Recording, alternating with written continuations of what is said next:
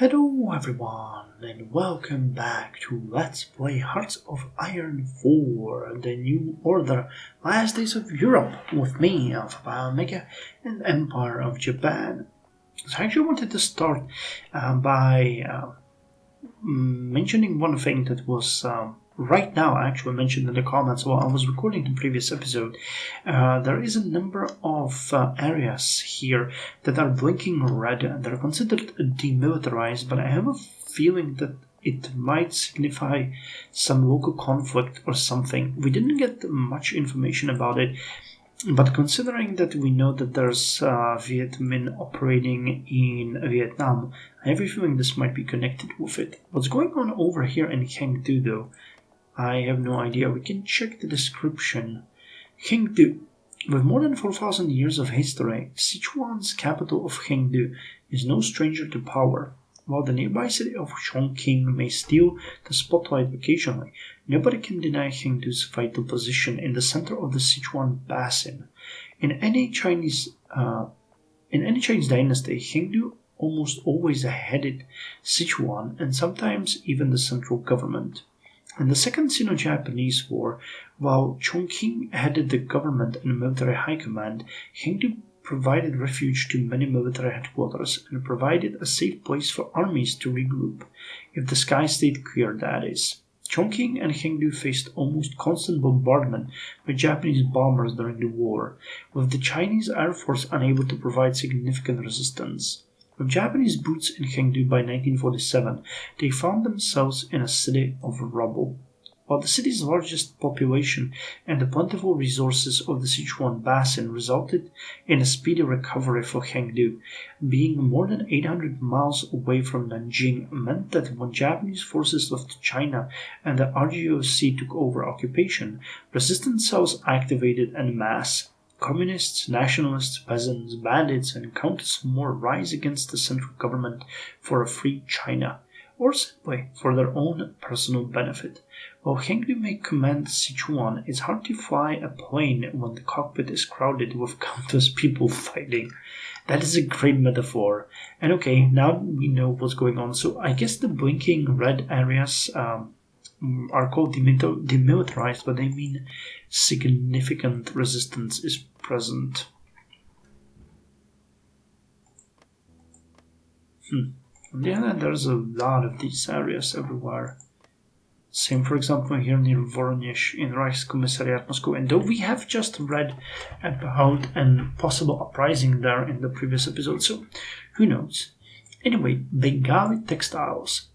Asad Hind had always been a useful contributor to the economy of the sphere.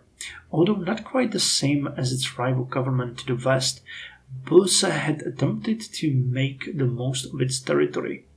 Modernization had always been a key goal of his, and now the cities and farmlands of East India exported much of their products and produced to the co-prosperity sphere market. Wait, Asad Hind is over here. Subhas Chandra Bose. Okay, so the name. Wait, it says Bosa. I thought that there was an umlaut on the O, so Bosa. Bengal in particular created many goods considered highly sought after, most notably the region's renowned textile work. Ever since the day of the Roman Empire, these fine works of handicraft had been sought after across the world. British rule in India had only increased the worldwide demand for Bengali textiles. Manufacturing increased to new heights as new machinery was brought in to increase the amount of textile produced. How high in this sphere's economy are they? Pretty high. They're the fifth biggest one. Okay.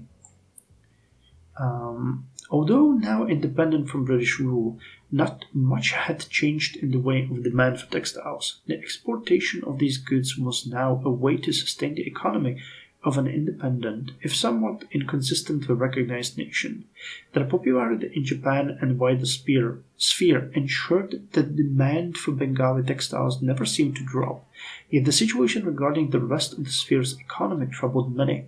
Despite the efforts of Subhas Chandra Bose to increase industrialization, the overwhelming majority of land in Free India was still being used for agriculture. The crops that were produced were needed for feeding the population and could therefore not contribute much to the economy. It was for this reason that the textile industry was so fiercely protected. Should the trend of agrarianism not be ended, the collapse of one industry could deal significant damage to Azad Hind for years to come. Now, double your efforts. And why do I know this name Bosa?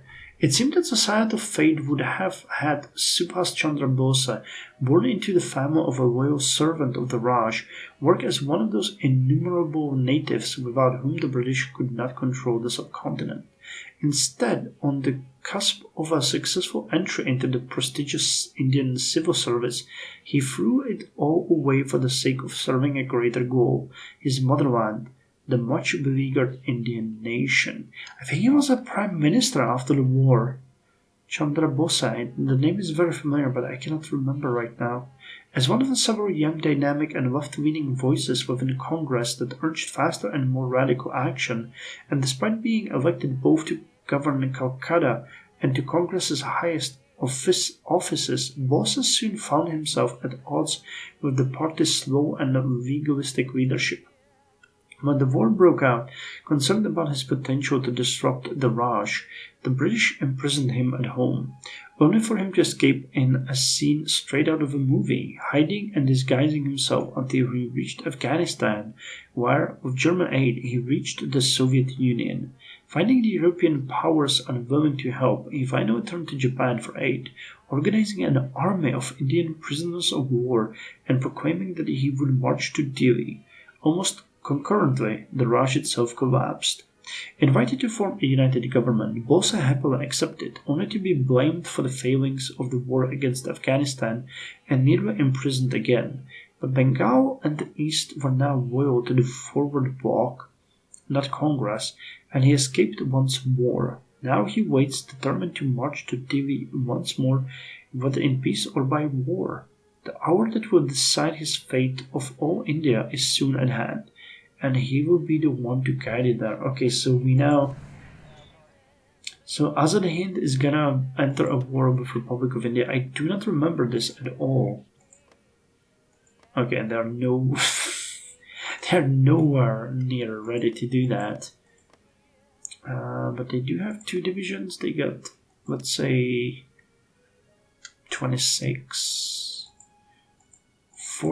factories in India. You get 5. Okay, so you're industrially more powerful than Republic of India, but your army is just abysmally weak. Okay, so we have advanced here as well.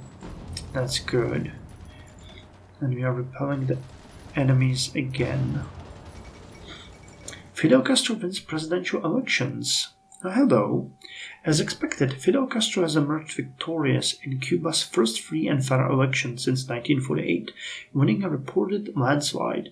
Figures across the Americas, such as President Nixon, President Lopez Mateos, and many other OFN and Latin American leaders have sent their congratulations to the new president, made famous by his protracted guerrilla campaign against former dictator Batista. Promising to implement Gaetanist-style socialism in Cuba and follow the 1940 Constitution, Fidel seeks to transform Cuba into a direct democracy, though one with strong executive, implement decentralized economic planning, whilst also promising to support the anti-fascist struggle in Latin America. Observers have noted that Castro will likely be legally and repeatedly re-elected, though this is based upon the warm consensus he has built with the opposition parties. Should this consensus end, however, it is likely that Castro's hold will end with it. One day, the rebels will be swept away. By the way, we have to keep an eye on Russia, because last time, I think it was Magadan who united everyone. It was a really weird situation, so I'm interested in who is going to united this time. We have to keep an eye on that. Okay, so we are over here. Our airplanes are now bombing the enemies. Jesus. And we're doing a pretty good job at it. But I'm happy to report this is most likely going to be a full victory for us. Okay, let me just make sure you guys stay in this area. You need to rest and you need to plan a bit, because we are... But I mean, the situation is changing so fast, it's really hard to do anything. I get it. How about we advance here? Would that be possible? We are just exhausted. But we can try. We can try. Okay, we're setting up a little bit of the political power here, which is good.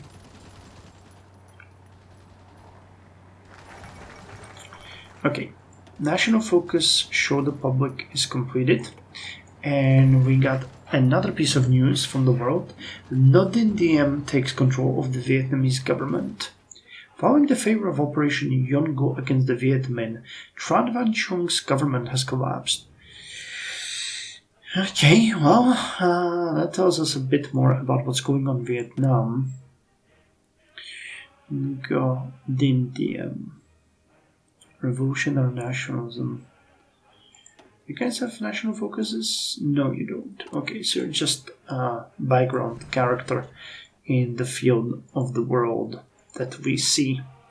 Well, the subsequent government headed by Vung Con An was short-lived, and the prime minister's resignation was pending before the new government had even been confirmed. While the new leader, Ngo Diem, is relatively lukewarm towards Tokyo, he is by no means anti-Japanese. He and his brother New advocate Oriental personalism, a strange ideology rooted in Catholic philosophy, calling for social revolution. Despite their small number, they have become highly influential, and fears of a full Catholic takeover are widespread. The Viet Minh had declared the Diem's personalists as reactionaries and Japanese puppets, and it seems the conflict within Vietnam will continue. Will this government survive longer than the last? Well, we'll see. One crisis at a time, please, ladies. Contain yourselves. East India delivers the honest answer. Last of the nations due to send their economic report to Tokyo was the Azad Hind government. East India was on the periphery of the co-prosperity sphere, so their time of reporting was of no surprise nor concern. Ino, sitting in his office, had just received a phone call verifying that the report had arrived at the Tokyo airport just under an hour ago.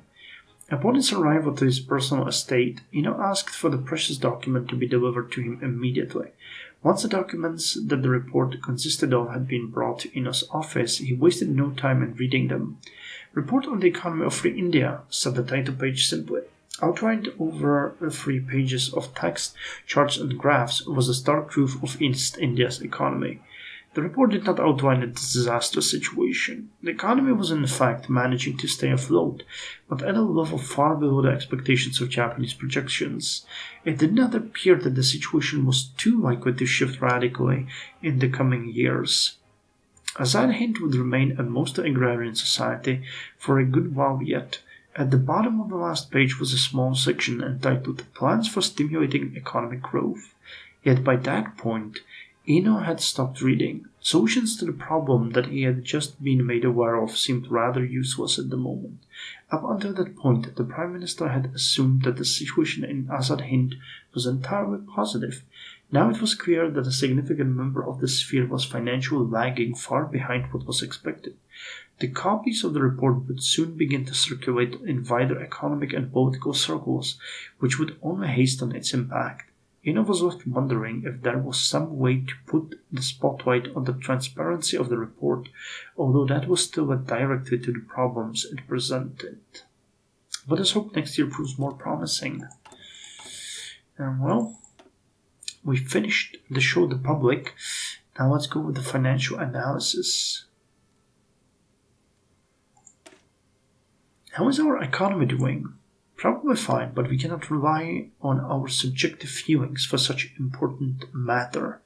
We need cold, hard numbers to base our decisions on, even if they just confirm what we already know. Economists, statisticians, and other experts will offer a comprehensive report on the true economic situation of the empire, and this report shall serve as a basis for our future policy. So this helps with the administrative efficiency, which will start to slowly improve, and everybody in the co-prosperity sphere gets a little bit of stability. Now let me see, we haven't really looked at our situation here. So poverty rate is increasing very slightly. And the only change that we feel is a drop in the research facilities. Okay, great. Well, I mean, not great, but what can we do? What can we do? He said, knowing full well nothing could be done. At least the economy is doing sort of okay. Okay, so let's see if this does something. I'm not entirely sure. We are trying to. If nothing else, we're massacring the enemy pretty dramatically. Ha! We got them. We got them. Okay, good. So let's move this a little bit, but we really need to stop them. I think the Air Force is actually just banger here. Yeah, we're just brutally, casually murdering everyone. You guys can actually stop because you're not allowed to go there as I thought, but it was worth the try. You know, I've never tried it before. I would be surprised if it worked, but you never know. The Admiral. Japan's blood court of politics is a testament to nature, a monument to the idea that the cunning and crafty will reign. To survive, you must be willing to drop all sense of ideological commitment or dedication to a higher cause, lest the system chews you up and spits you out worse than when you started. It is a system that, by its very nature, abhors honor. Yet, in this land of schemers, puppets, and psychopaths, there remains one man who still holds onto his honor. That man is Takagi Tsukichi. A boy of humble upbringings, Takagi grew up with a knowledge of oppression and of those who suffer under it. Takagi, even in his darker moments, has never lost his sympathy for those who experience pain unduly. Takagi entered into the Navy prepared to aid a nation that, despite everything, he still saw as great. During his time in the Navy, Takagi played a dangerous game, resisting the government of Tojo Hideki, all within the bounds of social and political tolerance.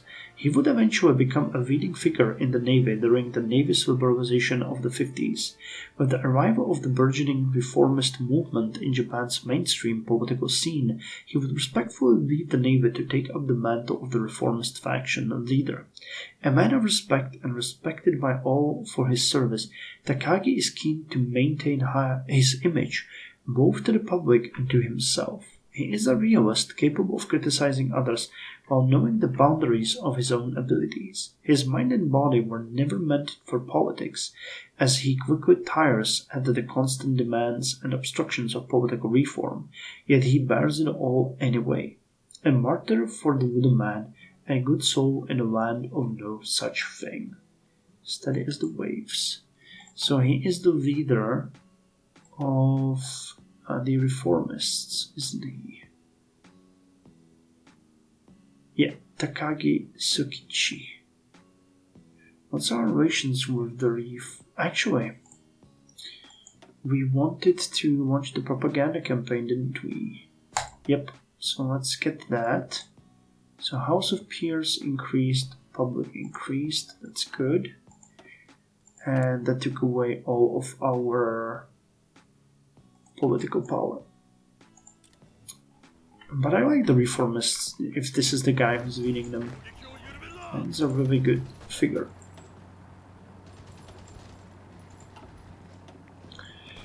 Okay, now we really need to cut them in half, so if it will be at all possible, we need to enter this area. Jesus, they're really throwing everything they have at us, don't they?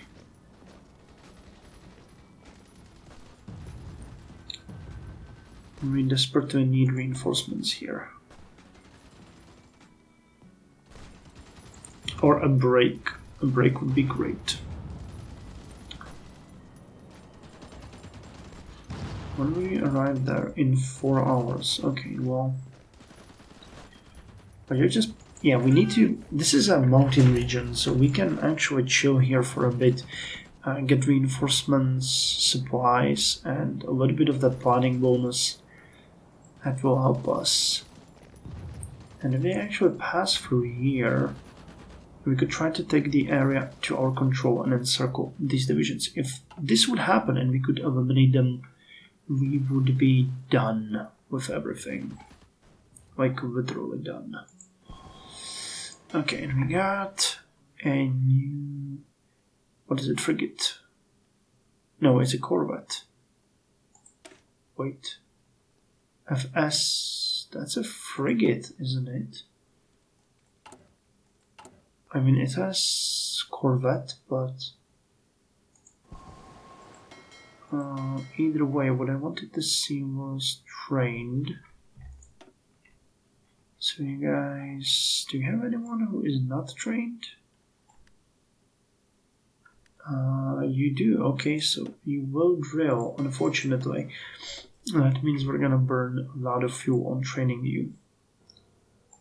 Oh, and that was a mistake. No, I want you guys separate as a training fleet. Because that's where you will be more valuable. Okay. Okay, no. Stay here and chill. You are not going to go anywhere.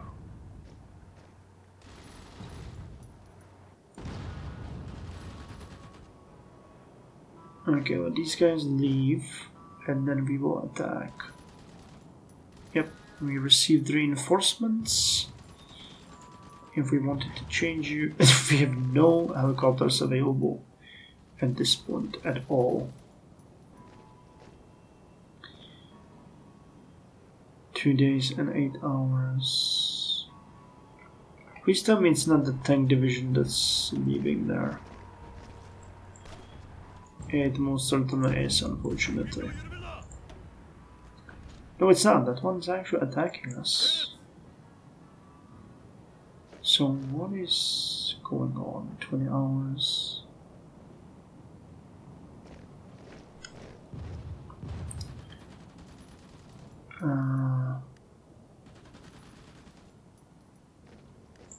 Okay, still attack and take this area and then encircle and destroy.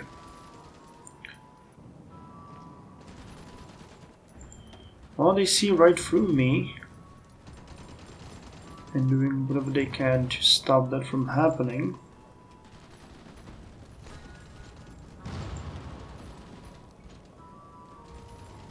Are they attacking or are they gonna move?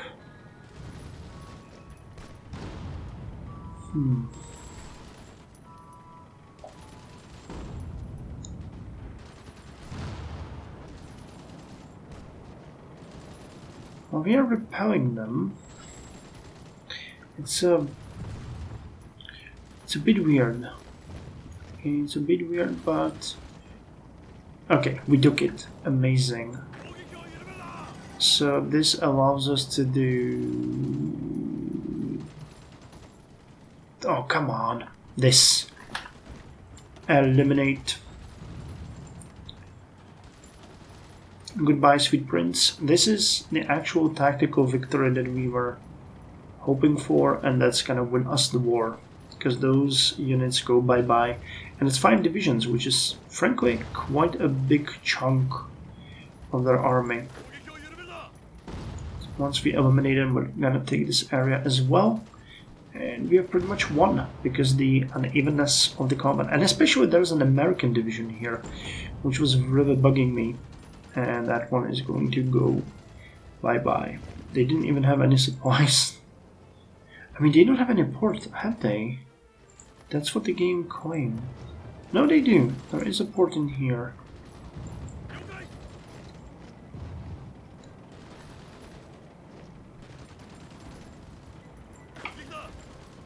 Okay, so you guys stay in here while you guys will take that area and then go back.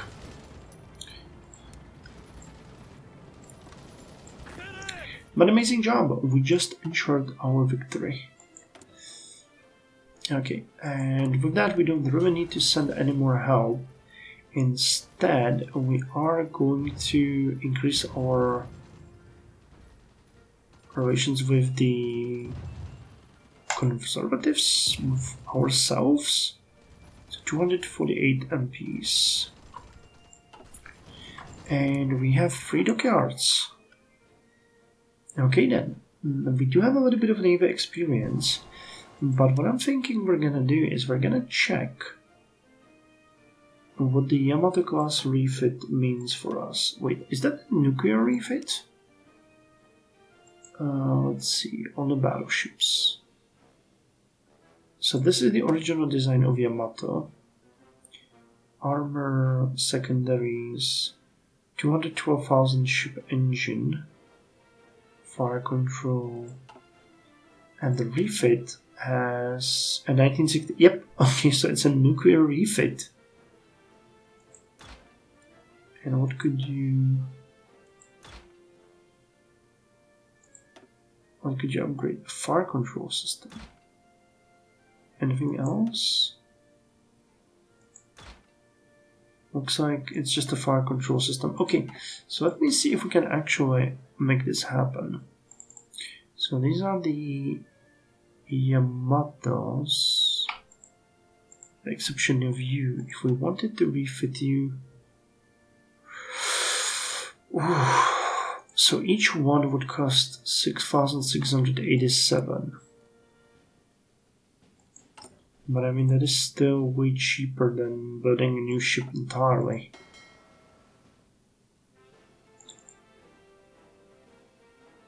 I mean, they already started with that, so let's do it. It's gonna take 44 days to do. And well, let's just say we'll do it. Okay, we have production units. We have extra production units, nice. Because our economy is increasing. Amazing. So we just gained more. Yep, and the debt to GDP is now down to 102%. Lovely. Lovely, lovely. So, our units are over here. You get in there and attack. We need to keep pushing now that we have the initiative. I think Taiping is a good, fair goal for us, because that's probably their only victory goal, really.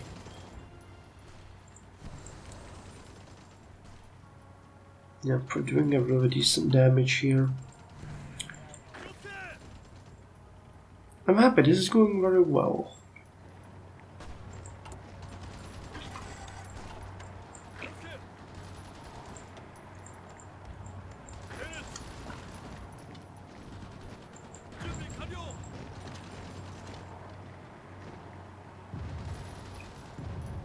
Okay, let us close in on them.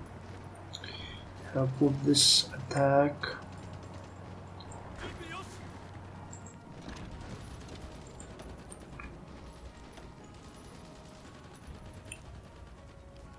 And once they get this province, we have pretty much a really nice land bridge, and we can attack Taiping. Nope, just stay here. I know it's a bit weird, but I know what I'm doing. Stay here. Let our allies take the area, and then we attack. Hong Kong Police Response Force. Wait, more lost production units?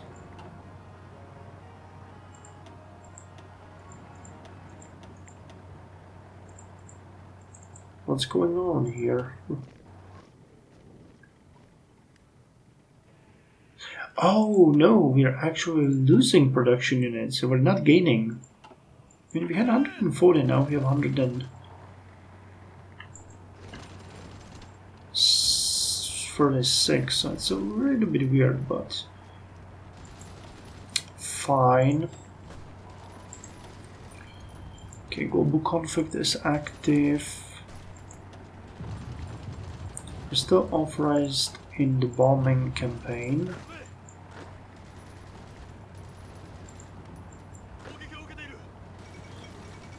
Mariana Gomez dies. Surprising news out of Bogota as the leader of the central government of Colombia.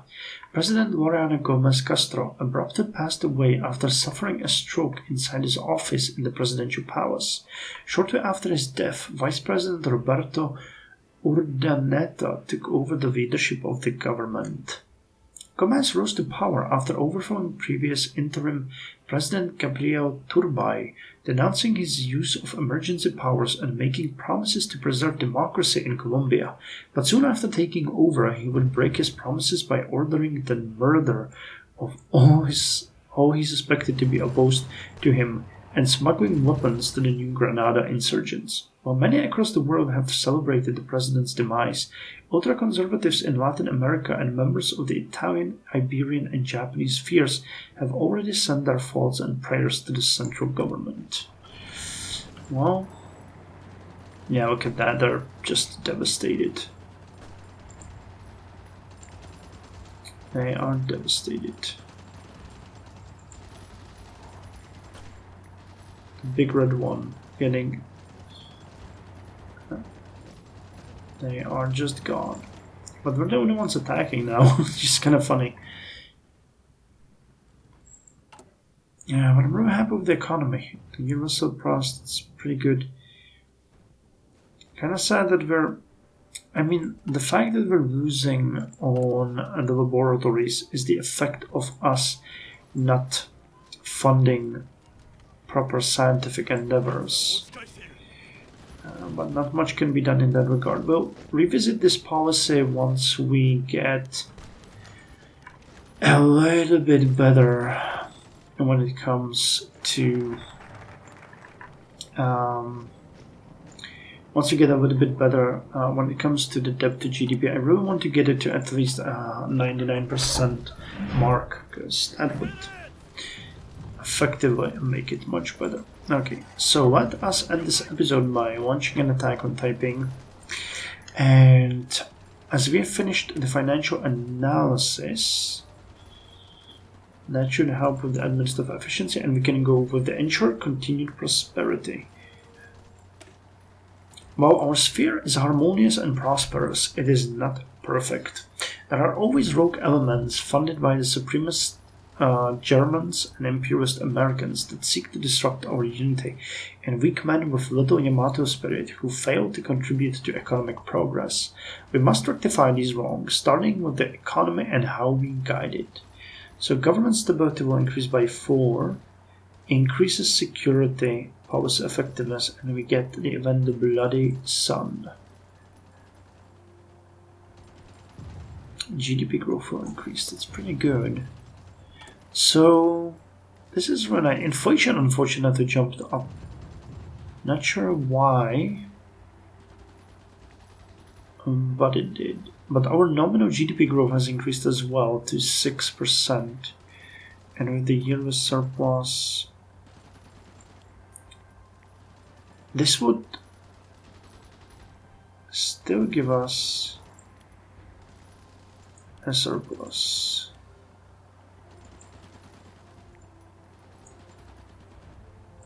Of 1 billion. We're gonna keep it as it is and do with it what we can. Okay, so in the next episode we are most likely going to finish this conflict.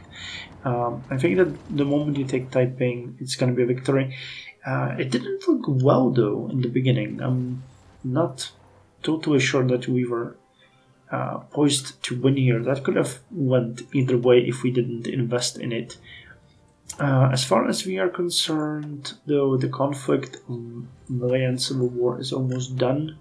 Government stability is 62% now, which is a little bit better. A little bit better. It must not drop. No, it doesn't say how low, but 62 is a pretty good situation. Wait, does it affect anything? It doesn't say. House of Peers 65, Public 45. So we're doing pretty good. And do we have enough support in the in here? 248 MPs of 243. So that's pretty good. So anyway, thank you very much for joining me, and I'll see you in the next episode.